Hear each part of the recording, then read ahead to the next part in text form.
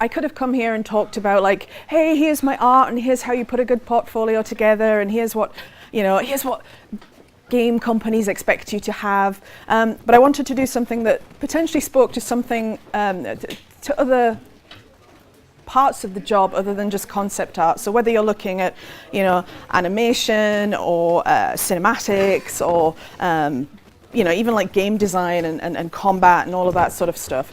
I wanted to speak to something that kind of touches on the sorts of things that will actually help you get a job, because this kind of market is really tough.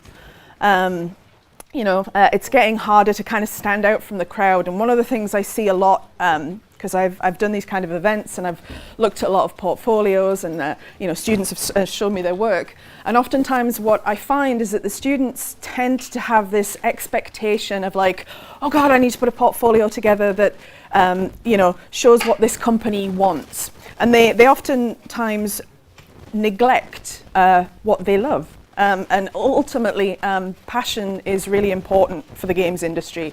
I think showing who you are is really important to the games industry because there are so many voices out there and you have your own voice. And not showing that voice, if you mask it or you try to hide it just because you think it will get you a job or that your job chances will go up if you put, from an art point of view, I see so many portfolios where people have just tried to throw absolutely everything they possibly can into the portfolio just because, if I put sci-fi in and I put fantasy in and I put modern day, war games in, like maybe all of these companies here might actually give me a job. But actually what tends to happen is when you throw those portfolios out there or you put your applications in, all it means is that people like myself who are hiring don't know where to put you, because we can't see your passion. We can't see what you love to do. And that's really important. So let me start by showing you, this is just essentially the wall you'll see if you go to the station. This is all my work. This is really important because this is what I love doing. This is my passion. If you go to my personal website, the very first thing you'll see is a personal project that I have called The Whaler Girl, which is essentially a sort of high fantasy X-Men meets a grittier Pirates of the Caribbean.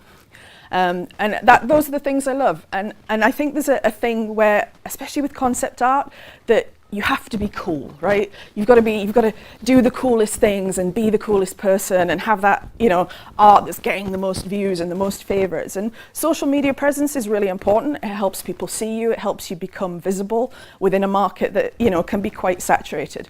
I will say this from a concept art point of view, you'd be surprised how hard it is to find really good concept artists. And I think there's this conception that everybody wants to be the concept artist and that it's a cool job and it's way too many concept artists out there. But actually, there's kind of a plateau that most people get to where they hit like a point of work and either their motivation or they just don't have the chance to kind of step out of their comfort zone and really push themselves, and they don't get to that kind of next level where you get the really good jobs, you get into the AAA game studios, you get past the the kind of entry level jobs that a lot of you guys might be looking at. And there's nothing wrong with those entry level jobs, but at the same time a lot of people are looking to to get into your Ubisofts or your Blizzards or your Riots or all of that sort of stuff. So I wanted to show you this, and I want you to bear in mind that this is my work, this is what I love. And from the point of passion, I want to talk about the unknown. Not in terms of a Twilight thing, but in terms of taking on things that get you out of your comfort zone. So throughout my career, I've been in the games industry about 10 years. I currently work for Playground Games. I'm a senior, soon-to-be lead concept artist on their second project, but I've worked with them on the Forza Horizon series as well. And essentially, if you'd have told me that in 2016, when I was I was actually working for another company at the time, but I'd done a year and a half on Forza Horizon 3. But if you'd have told me that watching the trailers at E3, which I do quite regularly live, and watching a trailer for a game that I'd worked on for a year and a half that was a racing game, that I would get so excited about watching virtual cars racing around a virtual version of Australia, I'd have thought you were mad. because this is what I love to do, right? Somebody who loves to do this couldn't possibly love doing racing games based on real world locations and you know, very photorealistic. You know, you can tell there's a stylization to my work, but you know, sitting at my desk watching that E3 trailer and seeing my work brought to life in a way I couldn't imagine at the time was, honest to God, one of the most exciting things. And it's still, like, even now, like I've been in the industry 10 years. Prior to that, I was a graphic designer.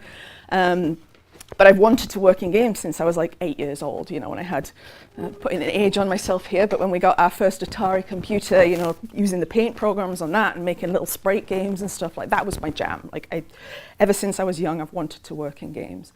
So yeah, like, you look at my portfolio and you really wouldn't think that racing games and cars would be my thing, but honest to goodness, it's the most exciting thing I've ever done. So to give you some idea, here are a few of the IPs that I've worked on across my career. So my very first concept job was for Bizarre Creations. They did a James Bond title. Again, thinking back to the work I just showed you, not really the kind of thing you'd expect me to take on, but it was my first job. It was a really good job to get. I had, like I say, about 8 years of experience as a graphic designer. I did a lot of art in my spare time, and we'll come back to that again with the sort of the passion project side of things.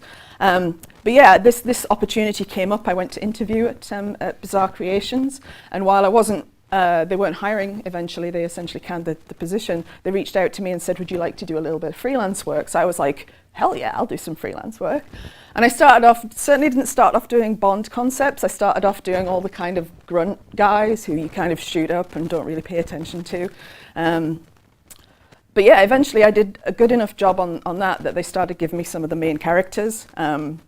This was really not my comfort zone at all. I did very stylistic work. I really wanted to work for Disney.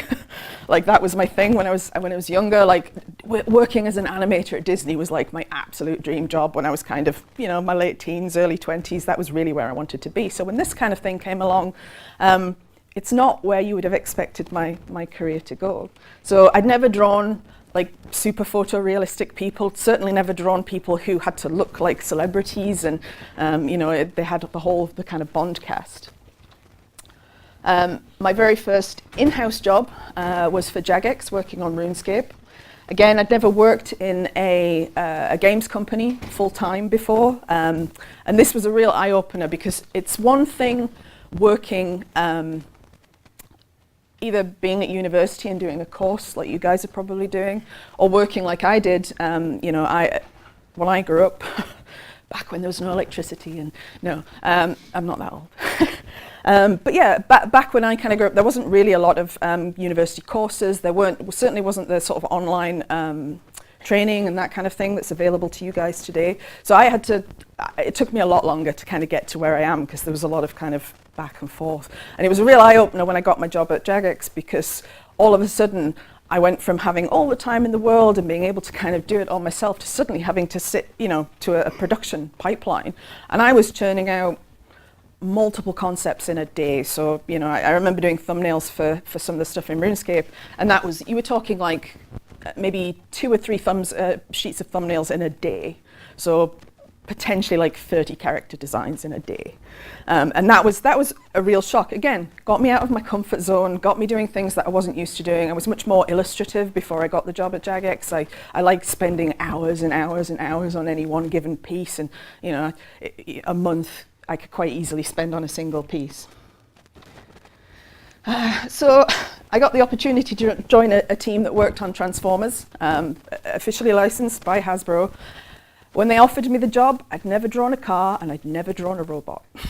And I said, yeah, sure, Transformers sounds amazing, knowing that I was going to have to work like potentially 2, 3, 4 times as hard as some of my co-workers, because these were guys who, I worked with a guy who'd worked at Ford on, you know, designing cars and had decided to get out of car manufacturing and into concept art because it was more creative. I was working with a guy who, you know, who'd done tons of mechs and all of this sort of stuff. And because I was pretty good at my job on RuneScape, and I'd got out of my comfort zone, not just in terms of the kind of art I was doing, but also in terms of not just sitting in a corner with my headphones on and doing the art, which, you know, I know some people in this industry, they like working like that, and there's nothing wrong with that either. But you get a lot further in this industry if you get out of your comfort zone and you network and you talk to people face to face. That's really important. And because I was quite good at that, I got the offer to the chance to work on the Transformers game. It was a stupendously steep learning curve for me. I can't say how much work I did in my spare time because I was terrified I was going to fail. But it never felt wrong. As it happens, in about kind of a month or two, I hit my stride. I was working with a lot of very talented people who helped guide me on my way. But what it did is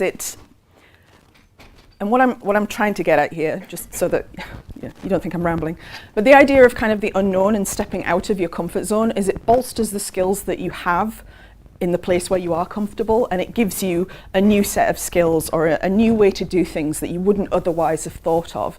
And one of the things I really want to kind of encourage you guys to think about is to not necessarily just turn down an opportunity or something that comes your way, because it's not that dream job. It's not that thing that you've set yourself as like, I want to work for Blizzard, or I want to work for Riot, or I want to go and, you know, work on the next kind of Call of Duty game, or whatever the game is that you really want to get into. You'd be surprised at the things you can learn when you take on things that you hadn't necessarily considered. And it's the same when I moved around a bit. I did some work in some mobile studios, and eventually I really wanted to get into like a high-end AAA game studio. That was, you know, that became my goal. And when the opportunity came to work on Forza Horizon, again, I'd never worked on anything that was super photorealistic. I'd done a bit of car stuff at this point with the Transformers stuff, so, you know, I had a bit of that kind of thing in my portfolio. But everything in this job was so far out of my comfort zone, and I was lucky. Networking is really important.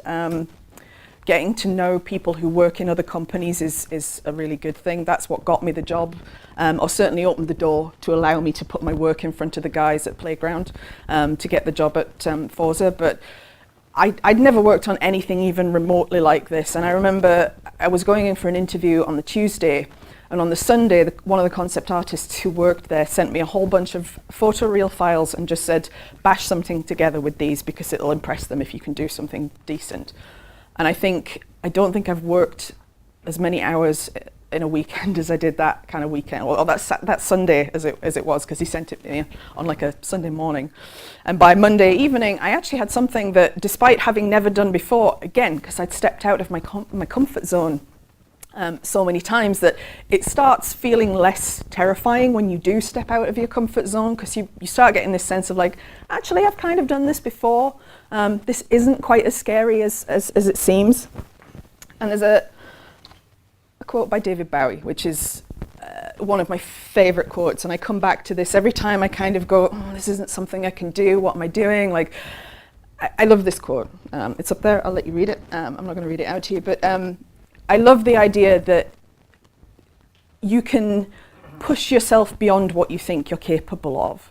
And I think it's really important, especially for you guys, students. You know, you're about to go out into the workplace, and I would challenge you to kind of just think about whatever kind of preconceptions you have about the jobs you might get offered, and step into them fully if you do get a job and it's not necessarily what you immediately would have thought of or that you immediately would have wanted, because you'd be surprised how much you can learn from just doing things that you hadn't considered. When I first joined Playground, they were right at the very end of development for the second Forza Horizon game, and they warned me, like, there's not going to be a lot of concept work to do, but we'll need your skills, your artistic skills in potentially other areas. One of the things I had to do, and I kid you not, for a month when I first joined, all I did was author the edge of clouds. For a month. Like not like for a day, God, this is a bit boring. Non-stop for a month, all I did was paint the edges of clouds in because their sky tech needed the highlights putting in for when the sun went down or when the moon was behind them, or, this point, I've got 6-7 years experience in the games industry, but that's if that's what the company needs me for, then I'm going to put myself into that, like, fully. You know, I'm not going to dismiss it because, oh God, this is boring. I mean, don't get me wrong, it was boring as all get out. You know, just cloud stampy brushes and that sort of thing. And when I'd finished that, they were like, oh, we still don't have any concept art for you to do, so would you mind going through all the textures for Nice, opening up all the buildings and just sliding some sliders around for the PBR shaders? And I was like, yeah, I guess.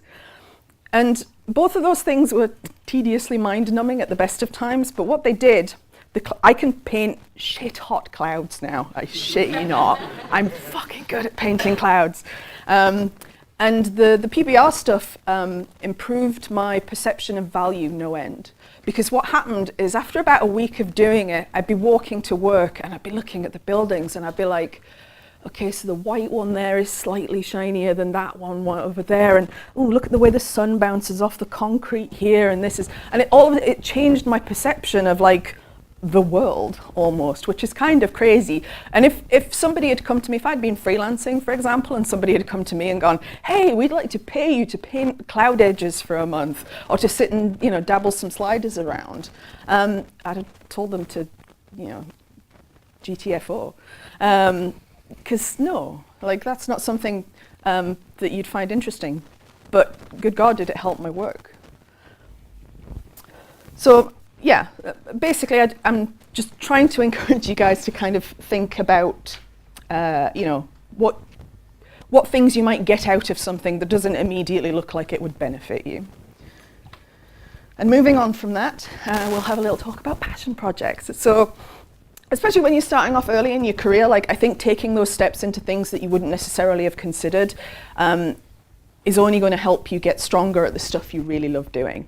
And this is very true for me. So I started off as a graphic designer, totally stumbled into the role, had no inclination. I actually studied French and German and English language. I was going to go abroad and do all these things, and I kind of fell into art jobs. But I've always kind of given them my all. And a few years ago, my friends and I are all super nerdy, and we liked to role play in forums online. And I created this character just randomly as a bit of a sort of throwaway, and she really stuck with me. And I've developed her on and off now for about 10 years. And about 3 years ago, I was really lucky to get into an online course with Ian McCaig. And for those of you who don't know who Ian McCaig is, he designed a lot of the Star Wars stuff. So he's responsible for Darth Maul and Princess Amidala. He's like a massive name in the film industry. And I was really lucky I managed to get onto an online course that there were only 10 people on, and we got to kind of put our work in front of him for about 12 weeks, and he helped kind of mold us. And one of the things he said to me, because I was really struggling, I'd kind of done all these different jobs and I have a ton of different styles, and I'm quite versatile. Versatility is like probably one of my biggest strengths, and it's got me a lot of places in this industry. But ultimately it also meant that I kind of didn't quite know where to put myself. And I had this thing where I loved painting, pirates and redheads and pretty girls, and and I was like, yeah, but that's not cool. Nobody's going to hire me to do cool games because I'm painting things that everybody paints. And Ian said to me, don't pay attention to that. Like, he literally said, draw what you'd run naked through the snow to see. And that one sentence switched something in my brain, and I went, yeah, why the hell am I not?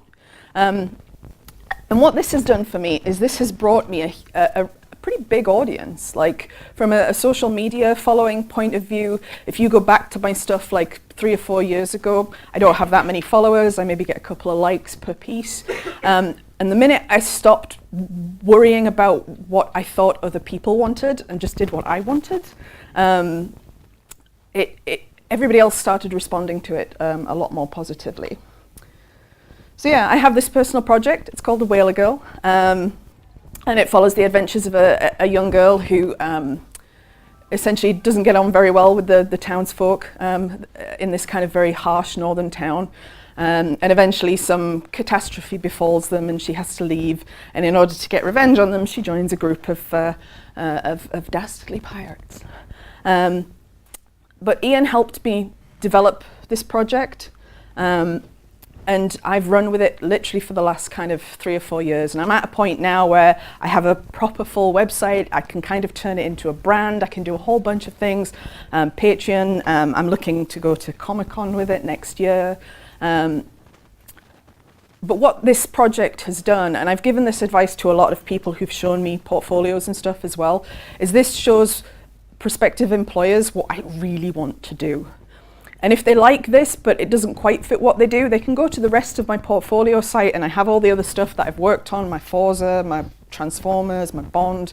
They can look and be like, oh, okay, yeah, she did a bit of this and a bit of this as well. But ultimately, this is the first thing they see. It's just a massive wall of art of all the things I really love doing. And it's got me a lot of places. And aside from the project, I also have a bunch of other passions as well. I'm an unashamed Blizzard fangirl. I love everything they put out. And I've done a whole bunch of fan art. And I know a lot of advice that people get about fan art is like, oh, don't put fan art in your portfolio. And my thing is put fan art in your portfolio, but show them a different vision of whatever you're doing fan art for. So this was a moment in the previous Warcraft expansion that really touched me. And initially I did some fan art and it was very similar to what had kind of happened in the game.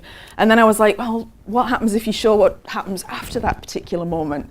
And this piece went, like, this is probably one of the first pieces that went massively viral for me, like on Twitter. Warcraft shared it, they have millions of followers. That brought this massive glut of people into my thing, which led to a few private commissions for people who wanted their Warcraft characters painting. And one of the commissions I did that came off this piece, I got an email from the guys at Hearthstone. And they were like, hey, we saw this like fan art you did, it's really awesome, would you like to do some Hearthstone card art? And I was like, yeah. And yeah, I've done a couple of pieces for Hearthstone. Sadly, given that Playground were bought out by Microsoft, I can no longer do Hearthstone cards while I work for Playground, but that's cool. I can pick it up as and when further in my future. The Whaler Girl also won me a scholarship place at a art thing called the Illustration Masterclass, which takes place in Amherst in the UK, in the US every year. It's run by a lady called Rebecca Gay, and she basically gets some of the best illustrative talent across the world. Guys like Todd Lockwood, Donato Giancola, Scott Fisher, if any of you guys are familiar with these names, James Gurney. And she gets them all together in this place, and I've never been able to afford to go because it's really expensive. But they do a scholarship thing every year where you submit your art, and I did it for shits and giggles, totally not expecting to win. And then I got all these messages in my Facebook thing going, Sam, you won, and I'm like, did I ask for a free book or something? Like I'd totally forgotten, totally gone out of my head. But yeah, it won me a place at the IMC, and that was the piece that I did. And it's garnered me a lot of attention just because, again, I really stepped out of my comfort zone when I went to the IMC. I was like, I could do cool things like this or this, but I was like, no, screw it. I'm going to work in oils, and I'm going to do something more symbolic and very personal to me. And I was really inspired by a lot of the kind of fine art gallery artists that they had there. Honest to God, one of the most stressful weeks of my life. I've never been so close to a breakdown because there's something about having people like James Gurney and Donato Giancola and all of these guys literally walking past the work while I'm doing it, having never done it before and just deciding to throw myself into it. It was terrifying. But I came away feeling like a much stronger artist for it. And again, it's fed back into the kind of work I do now. And it's something that I really want to kind of explore a little bit as well. And then the piece on the end, if any of you guys are familiar with Critical Role, I'm a massive crit. I only discovered it at the beginning of this year, but I have become a fully fledged critter in the meanwhile. That piece blew up like I've never known anything like it. It was crazy. And it's led to a whole other bunch of opportunities again through private commissions. I've had one of the Critical Role cast commission me since then, and yeah, it's crazy. So basically, what I'm trying to get at here is that great dancers or artists or whatever in this case, you're not great because you know how to do something really well. Generally, you're great because you're passionate about it, and that passion really shines through. And you guys have a fight ahead of you, really, because you have to stand out from the crowd. And you know, we have a couple of openings at the moment, a playground for concept artists. I can't tell you how many hundreds of applications we've had, and we've had I can count the people we've had in for face-to-face interviews on one hand at the moment. And a lot of it is just because I'm looking for something where I see something and I can tell that you'd be surprised how many people just don't look like they're passionate about their work, because it just kind of feels like they went, oh, what does a concept artist portfolio need? Checklist, sci-fi, fantasy, open environment, couple of characters, this, that, and the other. And I see so many portfolios like that, and I skip past them for the most part. The guys who really grab me are the guys you can tell that they're like, even though they have like maybe one or two things that they're really good at, they've really focused in on them. And yes, you narrow down your job opportunities when you do that. But if you do creatures really well, say you do dragons or you do fairy tale creatures or something like that, if somebody is going, oh man, I really wish we could find a concept artist who could do really good dragons, there are going to be like maybe 3 or 4 people that they can think of. And if the first 2 guys on the list are super booked out because they're the guys you go to dragons, guess who they're going to come down the list to? And then you become the guy who gets pushed to the top of the list afterwards. So yes, you narrow down your opportunities, but it means you become the go-to guy for, you know, dragons or whatever it is. You know, in my case, I love pirates and fantasy things. So yeah, I will wrap it up. Thank you very much for listening, guys. If you have any questions, I can take a couple before we wrap up.